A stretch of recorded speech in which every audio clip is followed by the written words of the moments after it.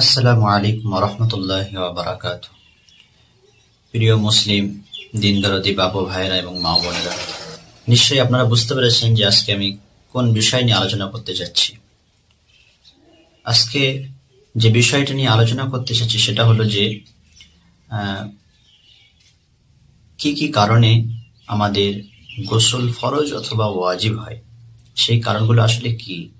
তো এই বিষয়ে যদি আমরা মৌলিকভাবে বলি, মূলত 5টি কারণে আমাদের গোসল ফরজ অথবা ওয়াজিব হয়ে থাকে। যে 5টি কারণ কি কি?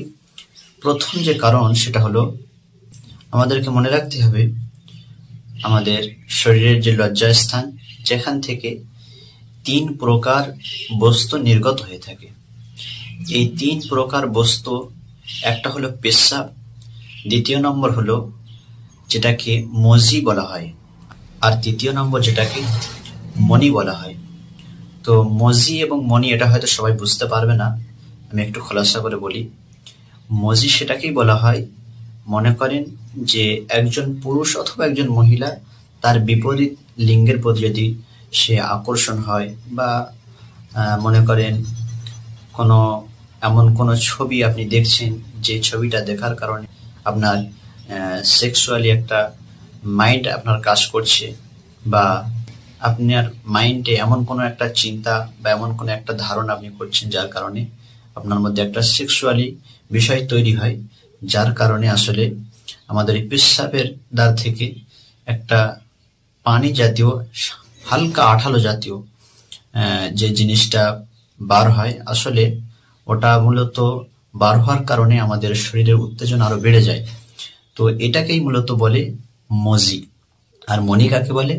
মনি সেটাকে বলে যেটা শরীর থেকে, শরীরের ওই অঙ্গ থেকে অর্থাৎ লজ্জাস্থান থেকে যে জিনিসটা খাহিসাতের সঙ্গে, চাই সে মেলামেশার কারণে হোক অথবা অন্য যে কোনো কারণে হোক, যদি খাহিসাতের কারণে সেখান থেকে মনি যখন শরীর থেকে নির্গত হয় তখন গোসল ফরজ হয়। এটা হলো 1 নম্বর কারণ।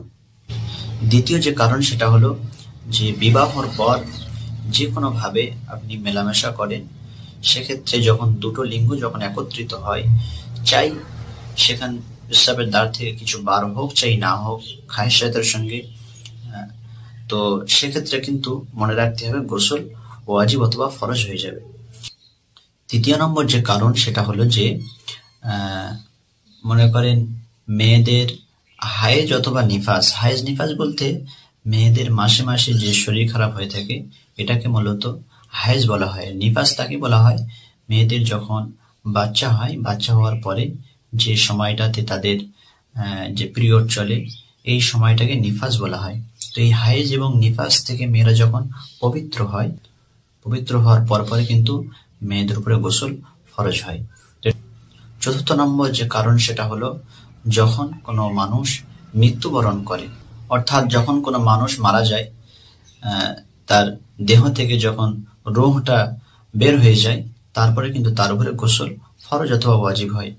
আর পঞ্চম নম্বর যে কারণ সেটা হলো, কোনো নব মুসলিম সে কাফের থেকে বা সে যখন মুসলিম থেকে যখন ইসলাম গ্রহণ করে মুসলমান হতে চায়, তো তখনই সর্বপ্রথম তার উপরে গোসল ফরজ হয়।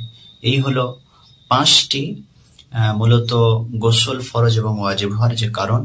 তো এর মধ্যে অনেক মাসলা মাসাইল আছে, ছোট্ট ছোট্ট বিষয়, যেগুলো আপনারা যদি চান যে সে সম্পর্কে আমি আপনাদেরকে জানাবো ইনশাআল্লাহ, তবে সেক্ষেত্রে আপনারা অবশ্যই আমাকে কমেন্টের মাধ্যমে আপনারা জানাবেন।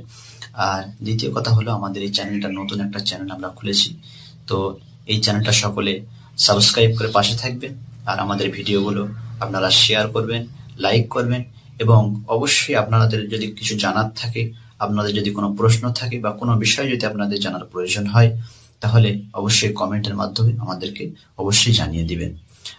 আজকে এখানে ভিডিওটি শেষ করছি। সকলে ভালো থাকবেন, আর পরবর্তী আবার অন্য কোনো সময় আবার দেখা হবে ইনশাআল্লাহ।